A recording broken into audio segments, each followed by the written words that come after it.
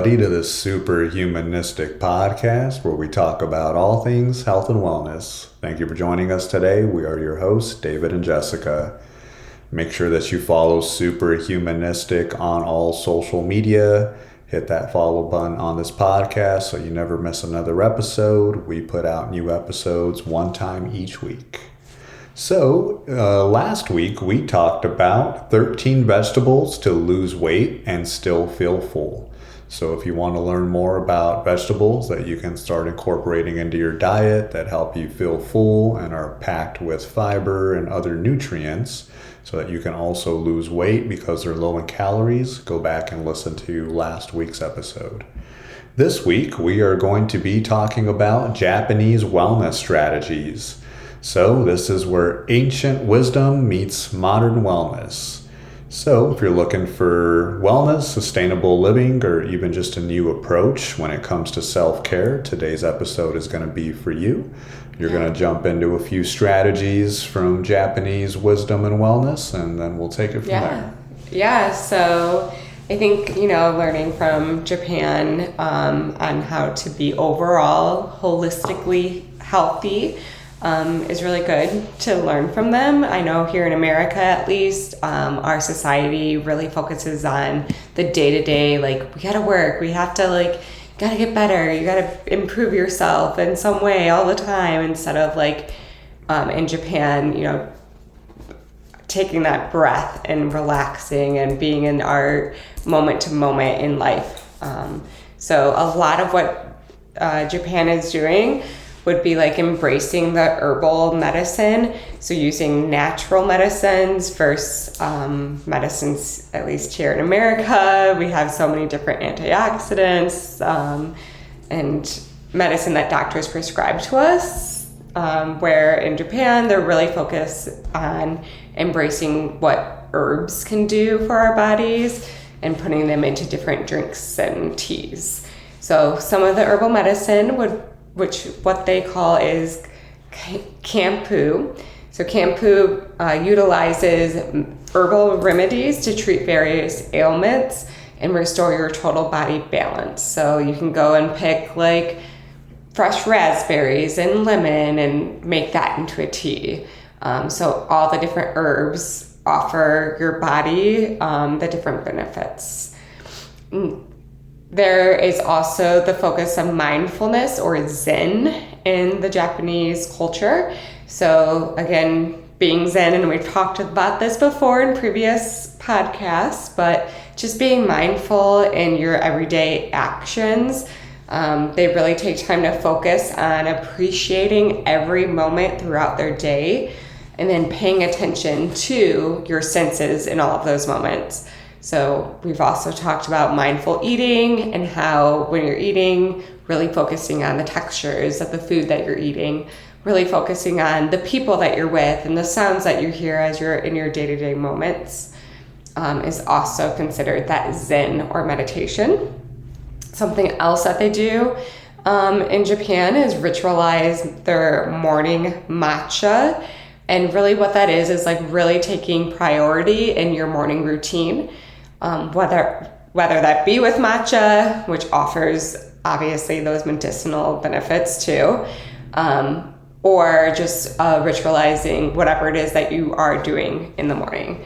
They call this shinowa. So shinowa is their tea ceremony, and it's preparing and drinking the matcha. And as you're preparing it, you're emphasizing being mindful in that appreciation that you have to be able to drink matcha in the morning and take the time to really see it through step by step. And then taking a moment to actually set it up for presentation of the tea. And then a lot of times in Japan, they are prioritizing being together with people. So they do this tea ceremony with other people, whether it be friends or family members. So that's another aspect that I feel here in America, we don't really take a lot of time in our mornings to relax and enjoy the food that we're eating, if we even have a chance to eat in the mornings, and then being around people that we love and want to communicate that's how they're starting their mornings in Japan. Another thing they do in Japan is connect with nature. So we've tried this before, actually, and it's Shinrin-yoku.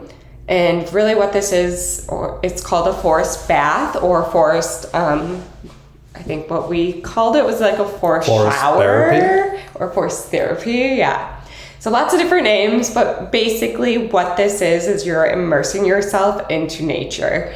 So it doesn't have to necessarily be in a forest, although the trees that are growing and the different plants in the forest do offer various like energies and healing to the body. So having it be an actual forest is great as well. But if you're like, I don't live near a forest, I can't do this. It's literally just being in nature. So taking a hike in a prairie somewhere, but immersing yourself within nature.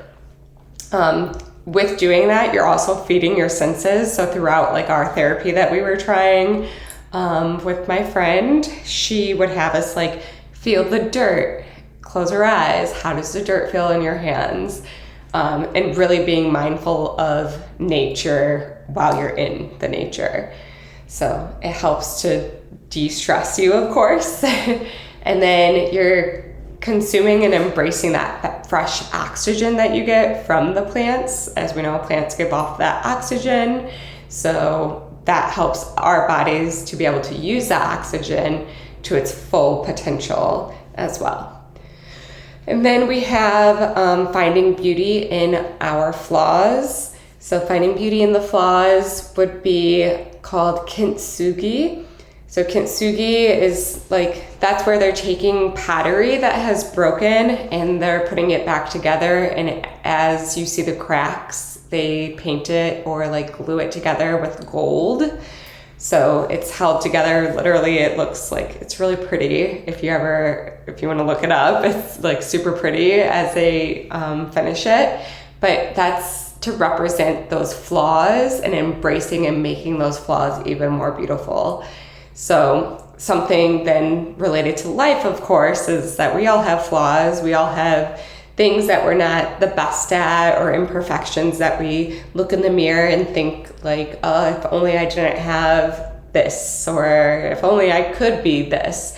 So really it's taking that time to notice, yes, I do have a flaw, but then finding the beauty in those flaws. So embracing our flaws and brokenness to make us more resilient. So they feel that when we embrace and just accept that, yes, I have this flaw, and it's okay, I have this flaw, like it is what it is, and moving forward, then it's going to make us more resilient later in life, as well as develop different context and skills to help us in life as well. So embrace the flaws. All right, some great tips there for Japanese wellness strategies. I'm going to continue on with a few additional that I found interesting as well. First one I have is Ichigo Ichi, one moment, one encounter. So this basically tries to remind us that it's about living in the present moment and appreciating every encounter as if it were the only one. So in our busy, fast-paced lifestyles, we can kind of rush through life, but this teaching is showing us that we need to really slow down and savor the now.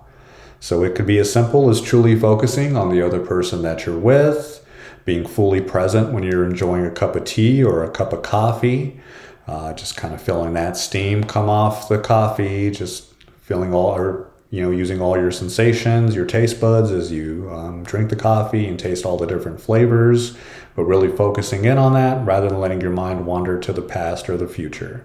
So that really fosters mindfulness and reduces stress and really just improves our overall well-being. The next one I found was to prioritize seasonal eating. So that comes from Japan as well, where they really embrace eating foods that are in season. That helps to make sure that they are packed with the most nutrients possible, and also aligns with the natural rhythms of the body, the planet, the universe. So for example, in winter, they might eat root vegetables, more warming foods like soups and stews to nourish during the cold winter months. In the spring, they would embrace the more lighter foods like leafy greens, which can help detox and refresh the body after the winter. So this practice not only supports your body's natural needs, but also connects you to the cycles of nature as well, promoting a deeper sense of harmony and health when it comes to the universe. And I have one more that we try to practice in our home as well, and I've heard about this for a while now. And there's different documentaries and things like that on Netflix about it. And it's really that idea of wabi-sabi. So the beauty in simplicity and trying to just really reduce having a lot of stuff that you don't really need. It's really about quality over quantity and really focusing on truly what matters. I know some of the rules that we kind of live by, which we picked up from other documentaries and things like that. Or if you haven't used it in the last 6 to 12 months, throw it out. Because you're not really utilizing it. You can always replace it. It doesn't have that high of value. And when you have stuff in your house, it also takes up room in your mind. So it's very important to kind of reduce the clutter, and that'll help reduce your anxiety and just provide overall wellness by being able to focus as well and really kind of finding the true beauty and the authenticity of things rather than accumulating more stuff that you don't really need. So that's what we had for you today when it comes to Japanese wellness tips. And remember, it's not about perfection. It's really about balance, present, and a little bit of mindfulness.